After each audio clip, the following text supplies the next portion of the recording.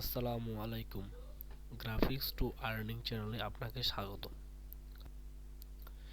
আজকে আমরা ফটোশপ সম্পর্কে বিস্তারিত ধারণা দিব এই ক্লাসে। ফটোশপের উপরে যে বারটা দেখতে পাচ্ছেন এটা হচ্ছে মেনু বার। এর নিচে যে বারটা দেখতে পাচ্ছেন এটা হচ্ছে কন্ট্রোল বার, এবং বাম পাশে যে বারটা দেখতে পাচ্ছেন সেটা হচ্ছে টুলস বার, এবং ডান পাশে যে বারটা দেখতে পাচ্ছেন সেটা হচ্ছে ফ্লোটিং প্যানেল। আপনি যখন ফটোশপে কাজ শুরু করবেন এস এ বিগিনার হিসেবে, তখন টুলস যে বারটা আছে এটা ধরেন যে এইভাবে টান লাগে এদিক সরে আসলো। তারপরে এখানে যে কালারে ফ্লোটিং প্যানেলে যে কালারটা আছে এটা টান লাগে এইভাবে চলে আসলো। তারপরে ধরেন যে আপনার পাথটা এইভাবে চলে আসলো, তারপর লায়ারটা এইভাবে চলে আসলো, চ্যানেলটা এইভাবে চলে আসলো ইত্যাদি। মানে এই পাশে যেগুলো আছে সবগুলাই সরে যেতে পারে। এখানে ভয় পাওয়ার কিছুই নেই। এটা ঠিক করার জন্য এই যে মেনু বারে যে উইন্ডো আছে উইন্ডোর এখানে যাবেন, যাওয়ার পরে ওয়ার্ক স্পেস, এখানে যাওয়ার পরে এই রিসেট এসেনশিয়াল, এখানে রিসেট এসেনশিয়াল চাপ দেওয়ার পরে আপনি ফটোশপটা অন করার সময় যেরকম দেখতে পাবেন ঠিক সেই রকমই আপনি পাবেন। এখন আপনি যখন কোনো ডিজাইন করতে যাবেন বা কোনো কিছু আঁকাআঁকি করতে যাবেন একটা পেজ বা তখন কিন্তু একটা পেজ বা সারফেস লাগবে। এর জন্য আপনি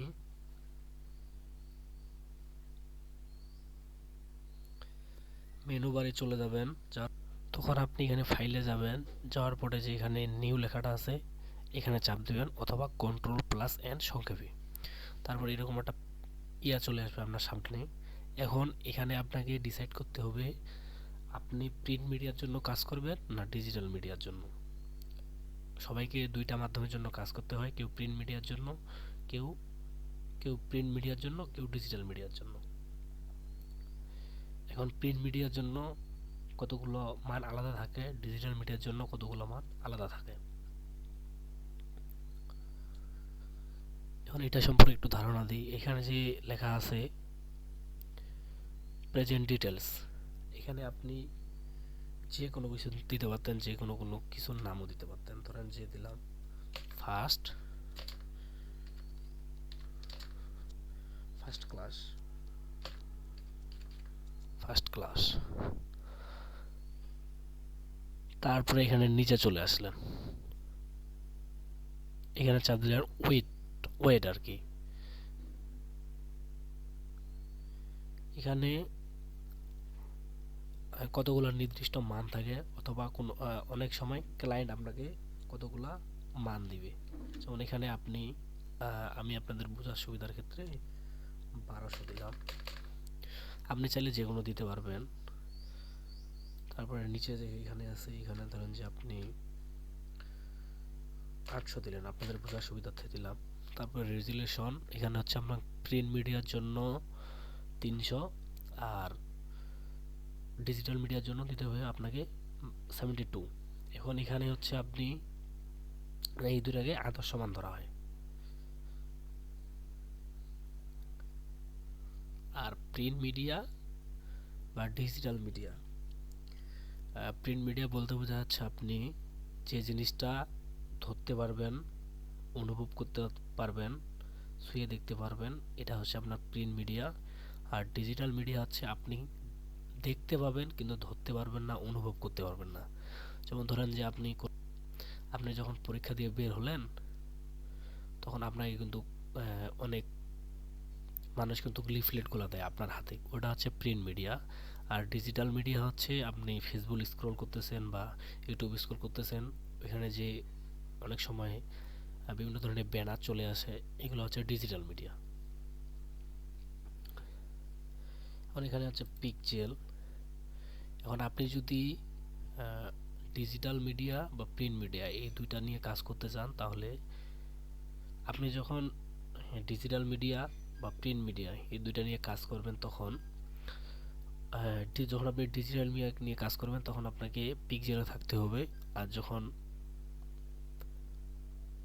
প্রিন্ট মিডিয়া নিয়ে কাজ করবেন তখন আপনাকে ইনসেজে থাকতে হবে।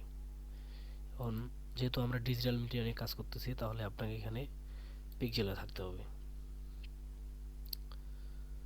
আর যে বাকি যেগুলো আছে এগুলো নিয়ে কাজ করার ততটাও দরকার পড়বে না। যদি আপনাকে ক্লায়েন্ট দেয় তাহলে আমাকে সেন্টিমিটার মিলিমিটার পয়েন্টসে দেন, তাহলে তখন আপনি ওইটা চুজ করে কাজটা দিতে পারবেন। আপাতত এমনিতে ধরেন যে আপনাদের পিক্সেল বা ইঞ্চেসে এই দুইটার ভিতরে একটা থাকলেই হলো। তারপর এই রেজুলেশনের 72 পাশে দেখেন তো পিক্সেল অবলিক ইঞ্চেস এখানে আছে, এখানে প্রথম পার্টটাই রাখবেন। পিক্সেল বা সেন্টিমিটারের অতটা দরকার হবে না, প্রথমটা রাখলেই ভালো। আর এখানে যে 8 বিট দেখতে পাচ্ছেন, এখানে আপনাদেরকে 8 বিটে কাজ করতে হবে। 8 বিটে কিন্তু অনেকগুলো কালার পাওয়া যায়, যখন আপনি 16 বিটে কাজ করবেন তখন এর থেকে আরও অধিক কালার নিয়ে কাজ করতে হবে। এখন ধরেন যে আপনাদের বোঝার সুবিধার্থে দিলাম যে আপনি 308 বিটে আপনি 300 কালার নিয়ে কাজ করতেছেন, যখন আপনি 16 বিটে কাজ করবেন তখন ধরেন যে ওটা 700-800 চলে গেল, তারপর 32 বিটে আরও বেশি আর কি। আর এখানে হোয়াইট যে আছে, এখানে হচ্ছে এটা হচ্ছে কালার, আপনারা সব সময় হোয়াইটে কাজ করবেন। ব্ল্যাক বা ব্যাকগ্রাউন্ড কালার এগুলো অত লাগে না, এখানে হোয়াইটটায় সর্বাধিক গুরুত্ব দেওয়া হয়। আর নিচে এই অ্যাডভান্স অপশনের নিচে যে দুইটা আছে এগুলা যেমনি আছে তেমনিই থাক, এগুলো কোনো পরিবর্তন নাই। তো হয়ে গেল এখানে সব কিছুই। আর ক্লাসের সাথে থাকলে আস্তে আস্তে সব কিছু বুঝতে পারবেন। তারপর এখানে হচ্ছে আপনারা ক্রিয়েট করবেন। ক্রিয়েট করার পর এই যে একটা ধরেন যে আপনার নতুন পেজ আপনাকে দিল।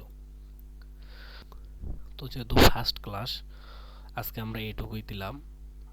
আর আমাদের ক্লাস পাবেন সোমবার, বৃহস্পতিবার